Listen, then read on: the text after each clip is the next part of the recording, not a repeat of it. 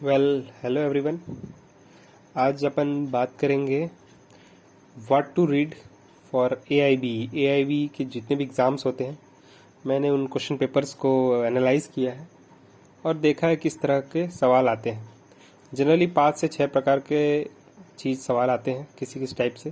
पहला उससे पूछता है provisions and case laws that made the rule regulation act null and void. मतलब कि ऐसे एक्ट रूल रेगुलेशन पूछता है, उसका केस लॉज के रेफरेंसेस पूछता है जो उसको नल एंड वॉइड कर देता है, और इसके बारे में भी आगे जानते हैं। फिर दूसरा पूछता है definitions with in the act, जो भी डेफिनेशंस दिया रहता है। जैसे पूछता है कि फैक्ट्रीज एक्ट में चाइल्ड का क्या डेफिनेशन है, according to Factories Act child क्या होता है, चाइल्ड का डेफिनेशन क्या है। फिर री अपील्स, सुपर स्टेटेड अमेंडमेंट्स, ये तीनों एक्चुअली ये एक ही साथ है ये दोनों। तो ऐसा कौन से रेगुलेशन या कौन से नंबर के अमेंडमेंट्स है जिसने पुराने रूल को सुपर सेट कर दिया या अमेंड कर दिया है, या पुराने रेगुलेशन को चेंज करके नए रेगुलेशन में आया गया है, ये सब आता है। फिर अगला आता है establishment of tribunals offices under which section act article rule etc. मतलब जैसे ग्रीन ट्रिब्यूनल हो गया या कोई ऑफिस का इस्टेब्लिशमेंट हुआ तो वो किस रेगुलेशन के अंतर्गत हुआ, या फिर इस रेगुलेशन के अंतर्गत किस ट्रिब्यूनल का बोलेगा कि इस्टेब्लिशमेंट हुआ। इस तरह के सवाल आते हैं। फिर कुछ मिसलेनियस है, अब इसके बारे में थोड़ा और डिटेल में देखते हैं।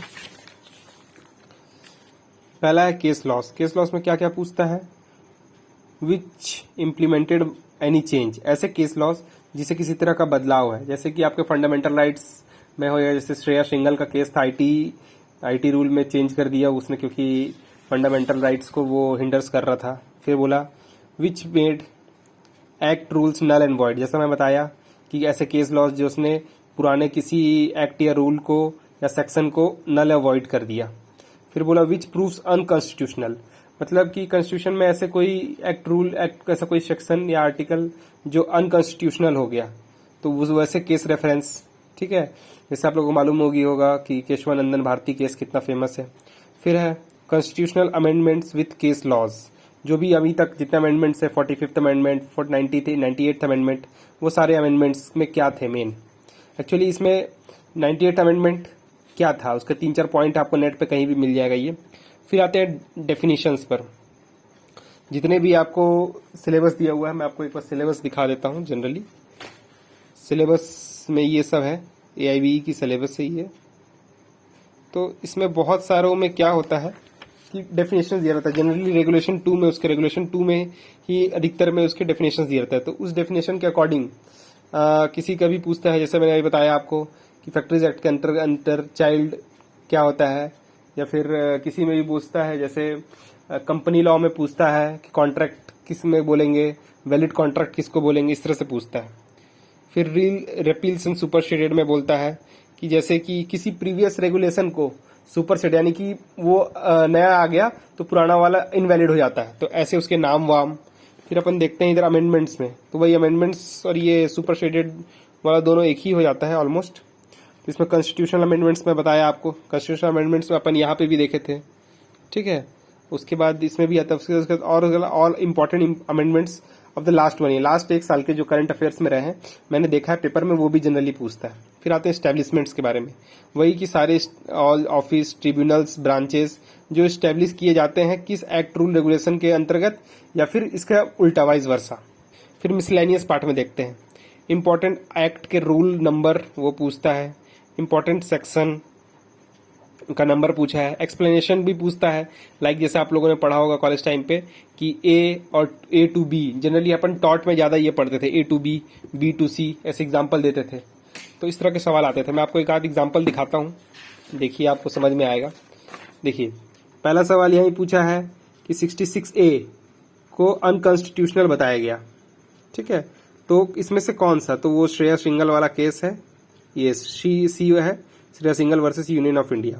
अच्छा आप देखिए, ये इसने एक दे दिया केस, अब उसमें आपको केस रेफरेंस पूछा है कि teacher is not a workman with in the purview of the industrial dispute act in held in case, यानी कि केस रेफरेंस पूछ रहा है ऐसा होने के केस में। फिर उसका देखिए, मैं अभी बोल ही रहा था कि फैक्ट्रीज एक्ट के अकॉर्डिंग चाइल्ड का पूछा है कि डेफिनेशन पूछ लिया, यहाँ पर आप देख सकते हैं। फिर देखिए इसमें भी वही पूछा है, रेफरेंस, केस रेफरेंस पूछा है, कौन से रेफरेंस के कारण ये चीज आया। फिर देखिए यहाँ पे डेफिनेशन की बात आ गई, according to section 7(4)(a) arbitration and conciliation act and arbitration agreement is in writing if it content in, तो मतलब कि ये डेफिनेशन का पार्ट हो गया। इस तरह से अब आप इधर देखिए, जैसे ये क्वेश्चन देखिए, इसमें सेक्शन नंबर पूछ लिया डायरेक्ट, तो ये भी थोड़ा हमको ध्यान दो। हालांकि अपन को तो ये ले जा सकते हैं अपन, लेकिन कितने सारे बुक ले जाएंगे? आपके सिलेबस में अगर आप देखोगे तो ऑलमोस्ट 20 चीज है, तो आप 20 लेके जाओगे, मतलब ऑलमोस्ट आप 20 किताब लेके जा रहे हो एग्जाम में। आप तो सिर्फ बेयर एक्ट ही ले जा सकते हैं अपन, जैसा आप लोगों को पता होगा, बाकी नोट्स तो ले जा नहीं सकते। तो 20 किताबें लेके जाने भी बहुत बल्कि हो जाएगी, इसे थोड़ा धीरे धीरे इस तरह से इसको प्रिपेयर करना पड़ेगा। अब इस तरह से आप कहीं भी पलटा लीजिए, जनरली उसी तरह से पूछा होगा। देखिए इसमें पूछा है तो इसमें सेक्शन का नंबर पूछ लिया डायरेक्ट। देखिए इसमें पूछ दिया डिक्री होल्डर मीन्स, ये डेफिनेशन पूछ दिया, डिक्री होल्डर किसको बोला जाएगा। मैंने पूरा पेपर एनालाइज किया है हर साल का, जनरली हर साल इसी तरह के सवाल आते हैं। आप किसी भी ईयर का देख लीजिए, ये 12 AIBE का है तो उसमें भी पूछ दिया। ये देखिए ये डेफिनेशन के अंदर में आ जाएगा, शुड नॉट अटेंड, इसको अरेस्ट किया नहीं किया जा सकता, ये सारे के सारे डेफिनेशंस में आ जाते हैं। फिर आप इधर देख सकते हैं, यहाँ पे एक सवाल है, क्या है, camera trial is conducted in the case charged under section, number पूछ लिया है। यहाँ देखेंगे आप तो यहाँ पे केस लॉ का नाम पूछ लिया है।